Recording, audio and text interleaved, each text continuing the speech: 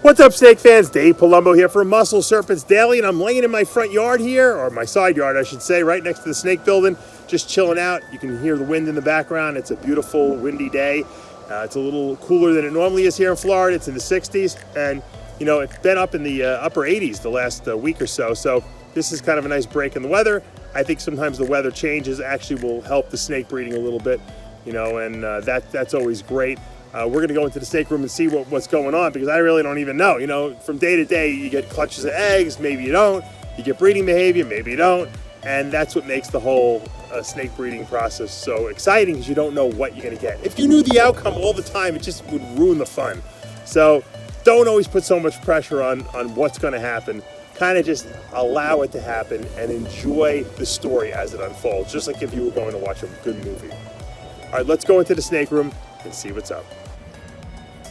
All right, quick little update here on the Bredl's pythons. That is my stonewash female. That's her right there. See that stonewash pattern with the hypo Bredl's male that's laying on top. Obviously, they're having fun. They're enjoying each other's company. I don't see any locks though. Haven't seen any yet. But remember, these are spring breeders.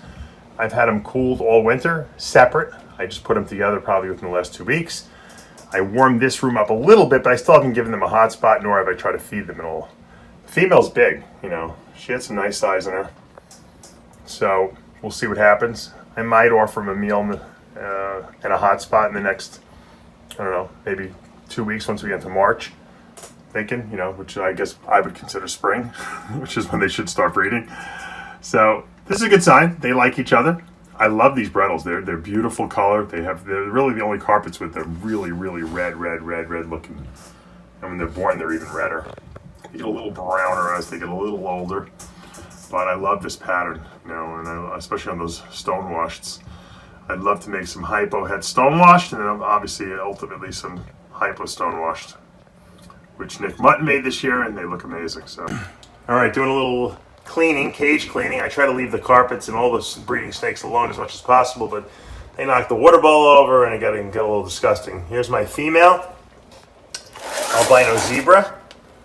She's was curled up under her hide spot here, so I'm hoping that she's going to go this year.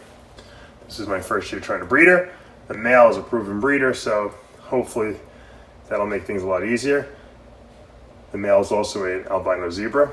So we'll hopefully maybe produce some albino super zebras. There's the cage, we just cleaned it out, looking nice and clean. And there's my male. He's going wandering around a little bit here. There's my male albino zebra. Love that combination. You got that beautiful zebra pattern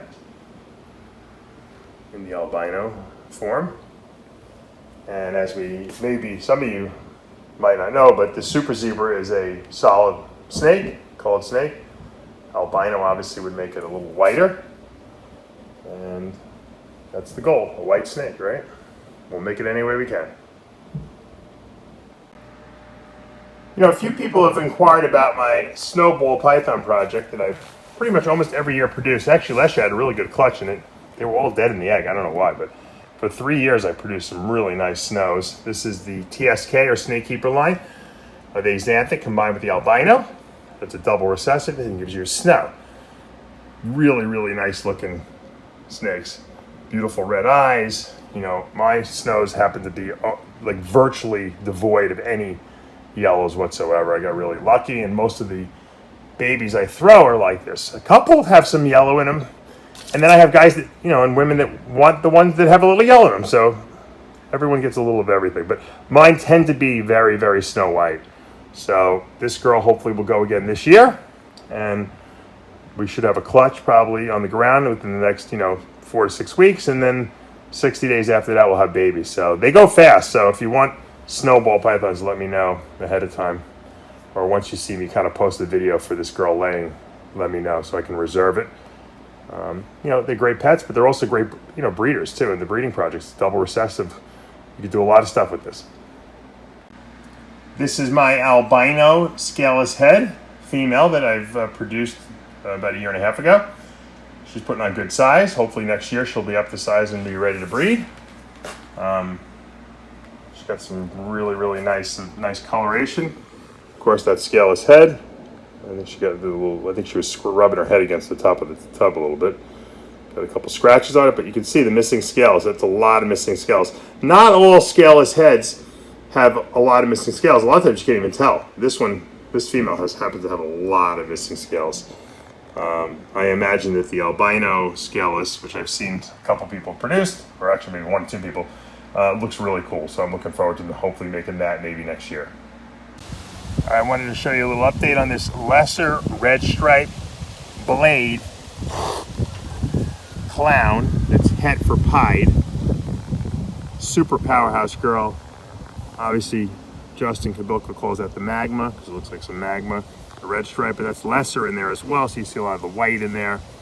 And then the blade kind of really condenses this dorsal striping. And once again, it's obviously a clown, but it's also het pied. So I've just shown you this girl before. She's putting on some nice size though, so I wanted to give you a little update. A couple people asked me about her, and I'm looking forward to, in a couple years getting her into the breeding program. Really nice looking head pattern. Just super great overall look to her, and a lot of potential. And I got to think pretty hard about what I want to plug her into going forward. The good thing is I still got about 2 years, so I can find a really good male for her, maybe make a really good male for her. That would be the goal.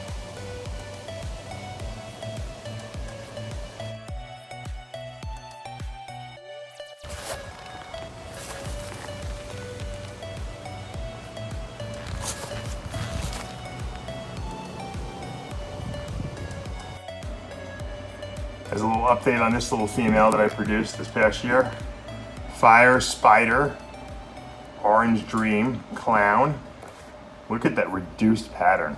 From the spider, the clown, Orange Dream infusing that with tons of orange, and the fire also lightening everything up and making it a little more yellow. Really nice looking female. I'm definitely gonna keep her for sure. She's pretty spectacular looking. Look at that, she like almost like a little smiley face at the edge of her mouth. Beautiful black eye. Just really nice looking coloring. This little Orange Dream pastel clown just gave me a little bite.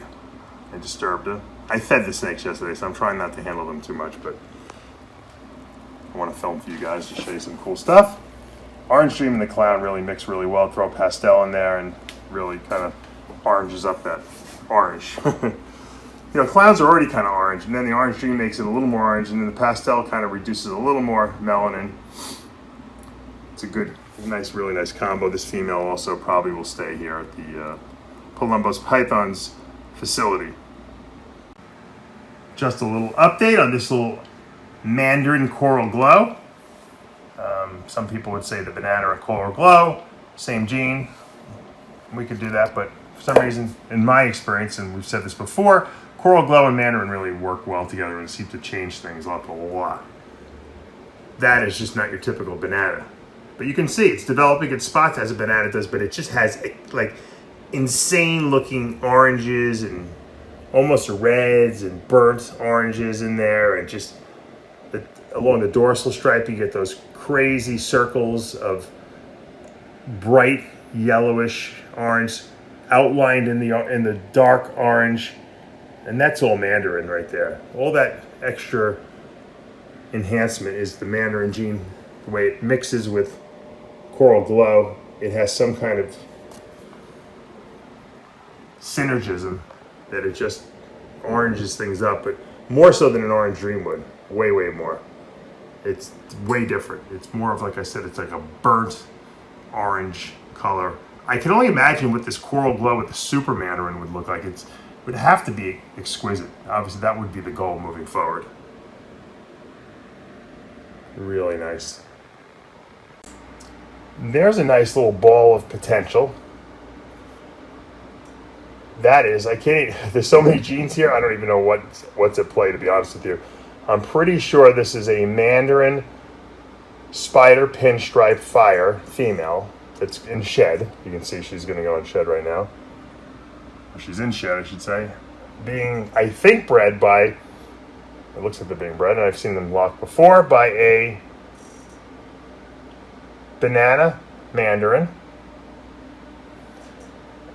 Banana mandarin, as you can see, as opposed to the coral glow mandarin we saw earlier, a lot different, but still way better than a banana. Now, a lot of this stuff is, I think so's.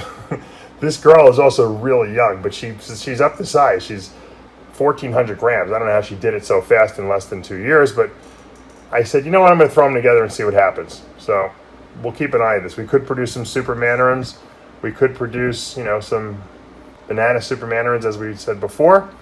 Obviously, with that fire gene would be great, and we have the spider and pinstripe in there as well. So, and actually, we also have pastel in there. So the female's also a pastel. So, because the mama was a super pastel. So we have a lot going on here, a lot of genes at play, and how they all match up and mix with each other. That is going to be the excitement, assuming we get a viable clutch. So fingers crossed on this one. This could be an epic one. All right, that's going to do it for today. Taking us out today with my albino zebra carpet python, who hopefully is getting the job done with that female I showed you a little earlier. It's once again, we're in the breeding season.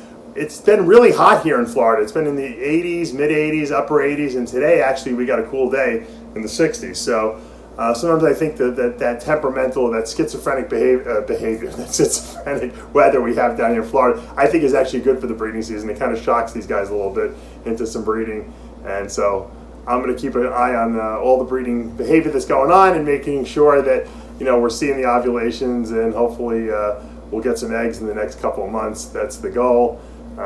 Once again, look at that. He's a gorgeous one.